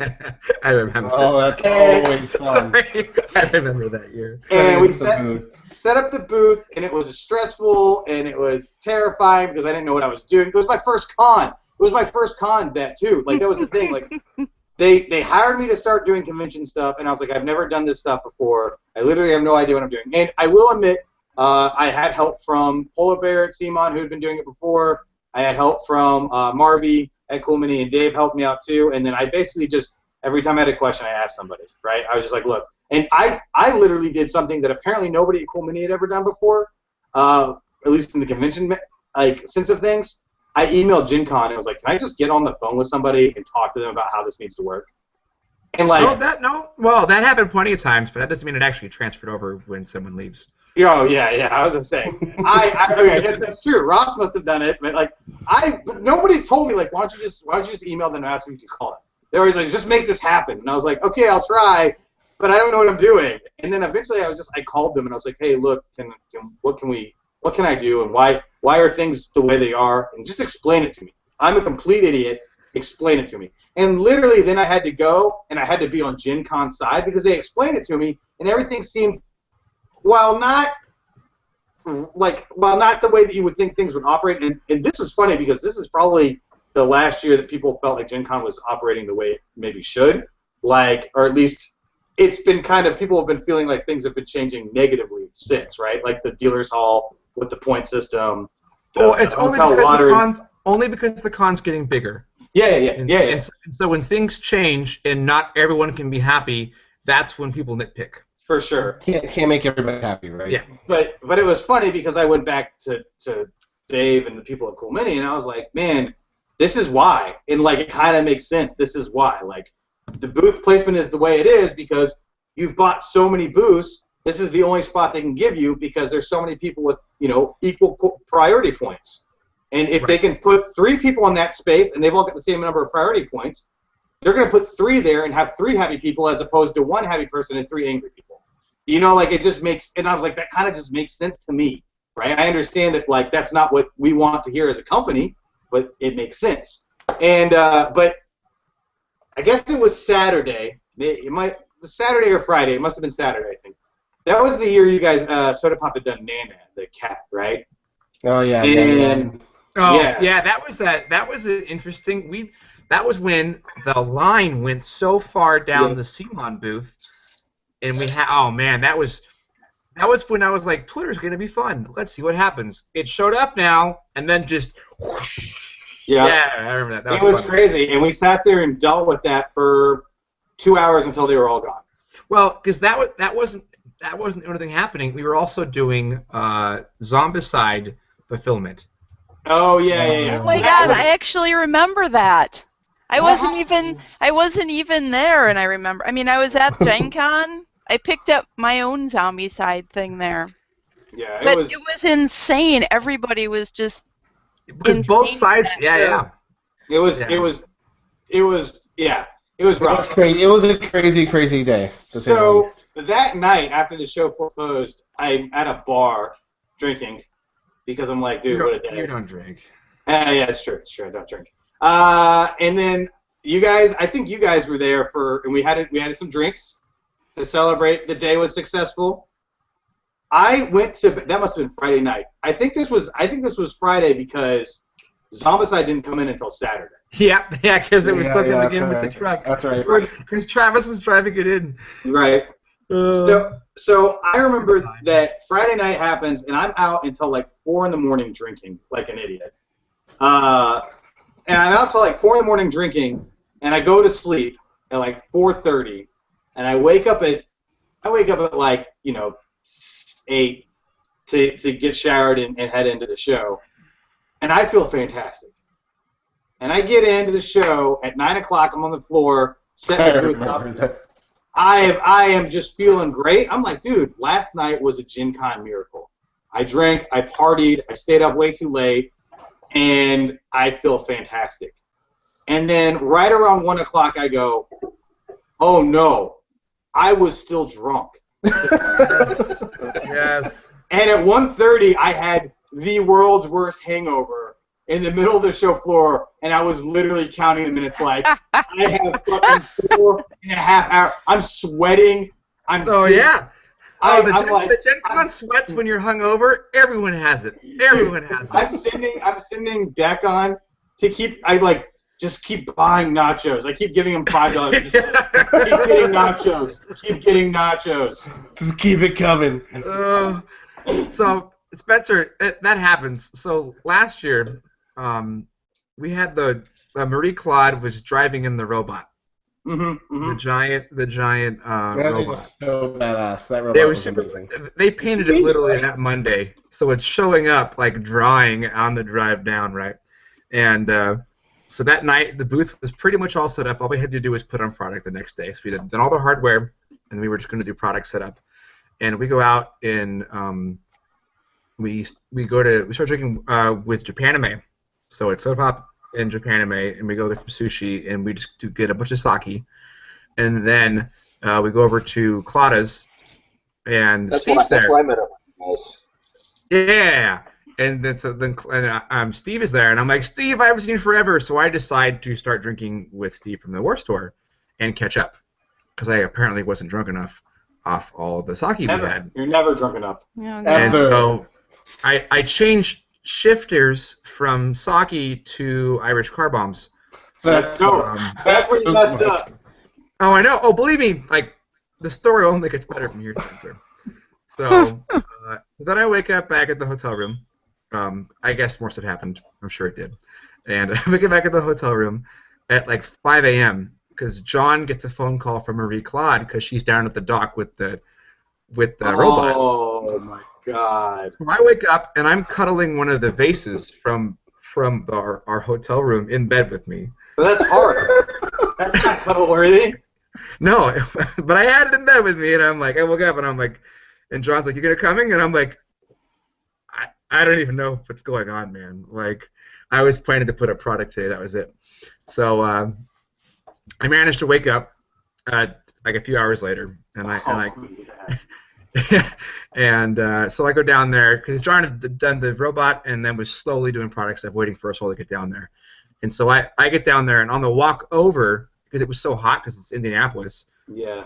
literally from the hotel and 2 air bridges, I'd already sweat through my T-shirt because I'm so hungover and how hot it was. And so we're walking to the booth, and I'm already like I might as well have just taken my shirt off because it was just soaking. And I have no idea why I'm telling this story. Whatever. And so I'm sitting there, and I'm like, the Gen Con sweats, baby. The Gen Con sweats. Gen Con sweats. And so I'm sitting there, and I'm like, I think I need to go throw up. I'm like, hey, Marie Claude. She's like, don't touch me. And I'm like, I know, I'm gross. I just say hi. I remember, I was just thinking about how I remember last year seeing you on the first day. And you were probably the most huggable guy in the industry. Sweet, well-mannered, nice guy, give great hugs. I remember seeing Ross second day. I didn't even think I saw him. I remember seeing Ross first day. You looked like vomit personified. Like you literally looked like somebody threw up in the Hamburger Helper glove. Yeah, it was bad. That was what you were. Because you just looked like a fucking train wreck. So there I am, setting up product. Yeah. Sweating through my shirt, and I'm like, I'm going to go throw up. I'm like, hey, everybody, give me like 20 minutes. I'll be good to go. So like I am a practiced, convention drinker, so I can go and do my thing and come back, and it's fine, ready to operate. So I go into the restroom, and I had a rock star in between the hotel and the booth on the walk over. Oh boy. And yeah, and so I'm sitting there, and I'm getting ready to do the deed, and I throw up, and it's all carbonation because I just had the rock star. And I'm like, there I am sitting in the stall, sweating still, like just sweating it out. And there's more Rockstar, and I'm like, Rockstar, there's something really like ironic that I'm throwing up Rockstar right now. hugging this thing. Yeah, it was a fun show, like overall, like it was I was definitely right in the line. But we had Matt Fantastic in the booth with us in tiny little other dancing the whole time. He ran a 5K. Did you know that last year? He ran a 5K at Gen Con? Was that the Orc Stomp? Yeah, I think. Yeah. My friend puts that on every year. Yeah, so we were out partying, and I'm like, I'm gonna go to my room, and Matt's like, are these guys getting ready for a little run? I'm gonna go do that. Okay, dude, like, you go do that. It was impressive. That was good times. Yeah, so for Gen Con, yeah, go ahead, John. I was gonna say the show's been going on a little while, so it might be time to start to wrap it up. But I want to thank everyone for coming on the show. You guys are all awesome with all your awesome stories and experiences with the tabletop industry. But something I talked about doing last episode, I want to do it this episode, is pick 2 contestants to play around a super fight, and the rest of us get to be judges. So I'm going to go ahead and first pick Spencer. Shit. You get to be Abraham Lincoln. Okay. That throws bears. Abraham Lincoln that throws bears. And I think Bryan Steele gets to be a Viking that has a beard made of bees. Viking. So, whoever would like to go first of defending who would win the fight between Abraham Lincoln, who throws bears, versus a Viking that has a beard made out of bees. Who would like to go first? All right, Spencer, you're going first. All right. I will give first crack to Spencer. Okay. All right. I've never played Super Fight, by the way. Okay. All you gotta do is argue who would win.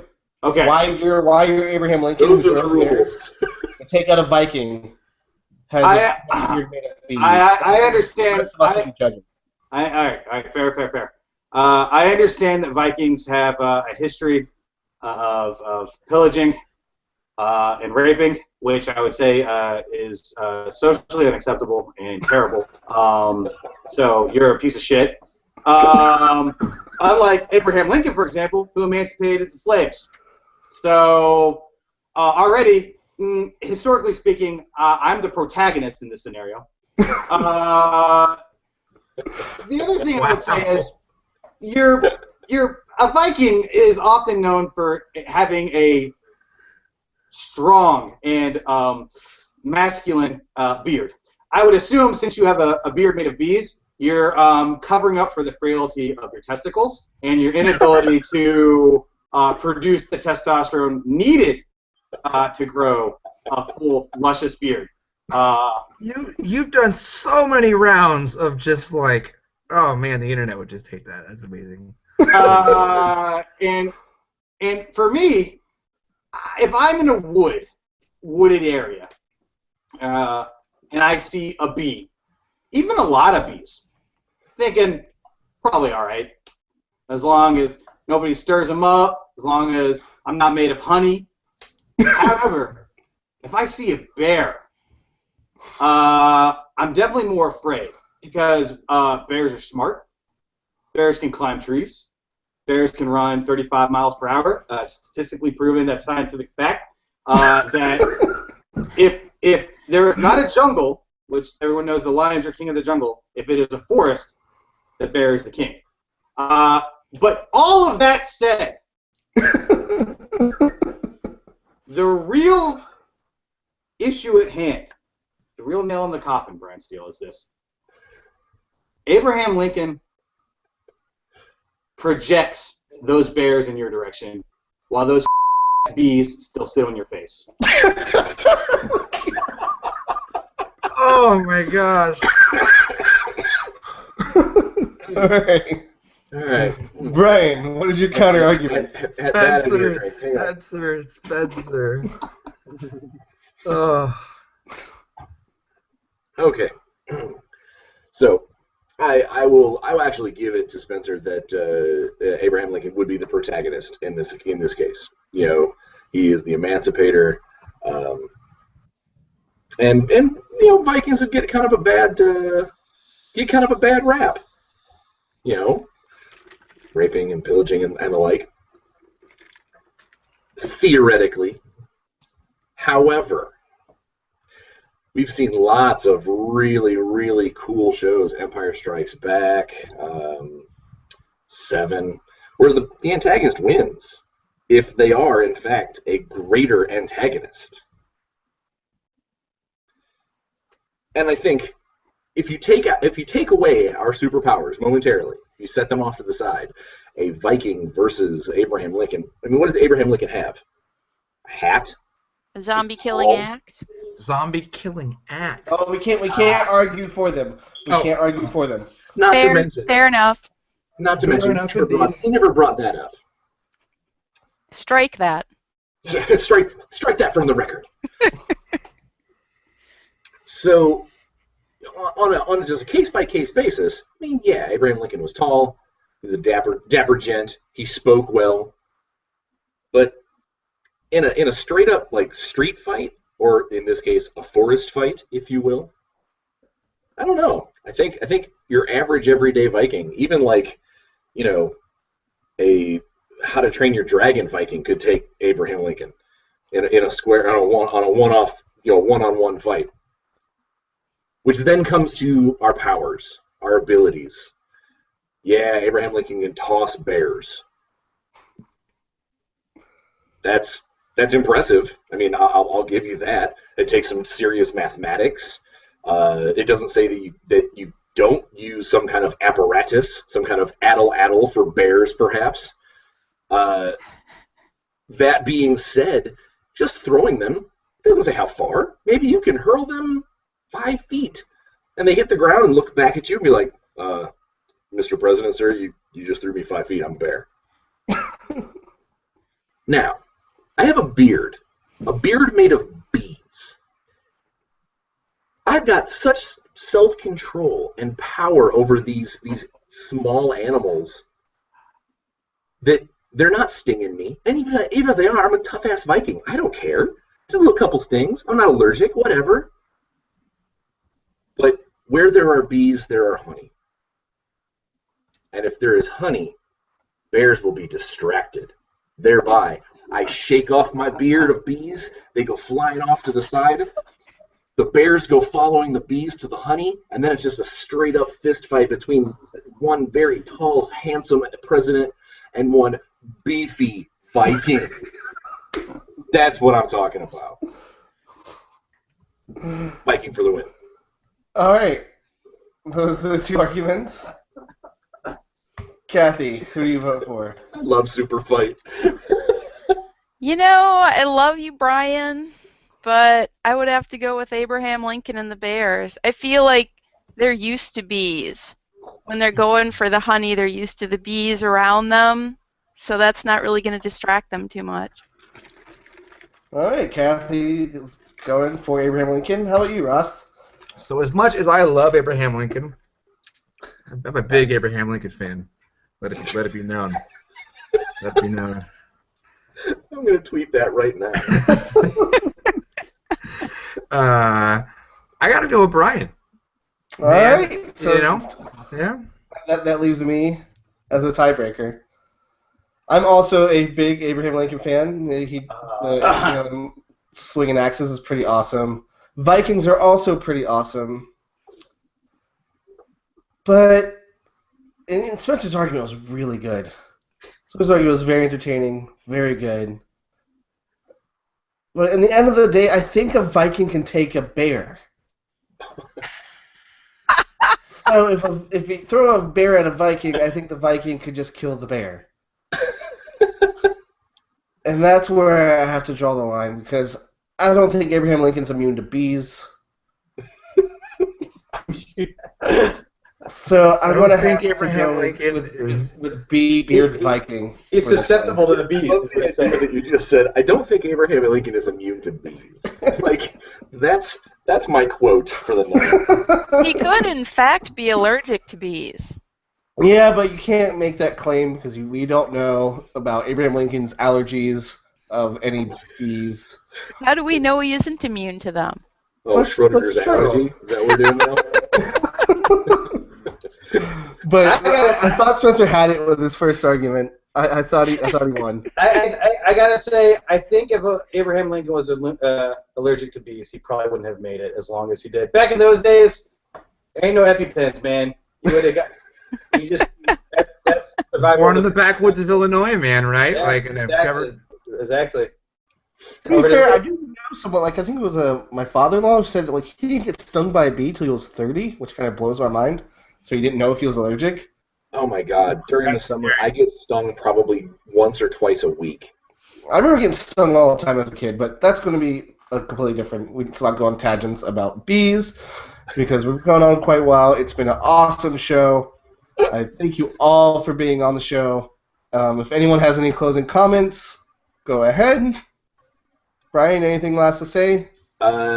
Just if you're able to travel and you can head down to the Hotlanta region in May 6th through 8th, come to the CMON Expo.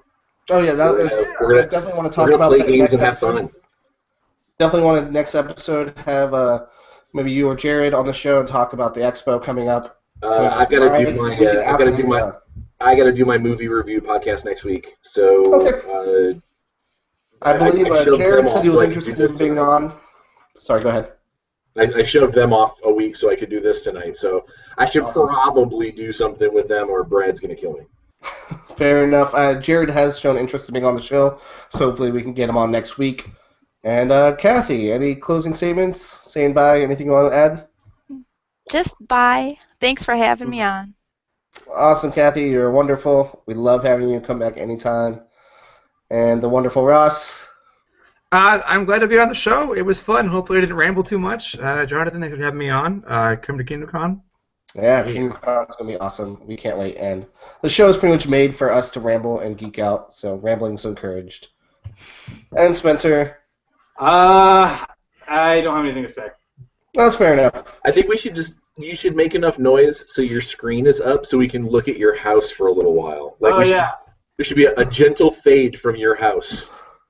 So, we next time Spencer's on, we got to play I Spy with the background and see if we can figure out.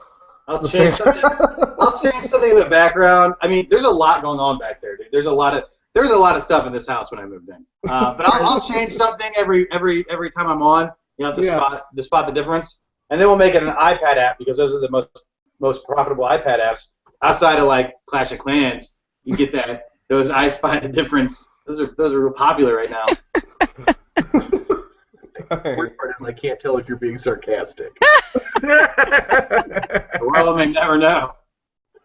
All right, guys. Thank you for watching. Hopefully, everyone's enjoyed the show. We should be back next week with more rotating guests and maybe some old faces, maybe some new faces. We'll see what happens.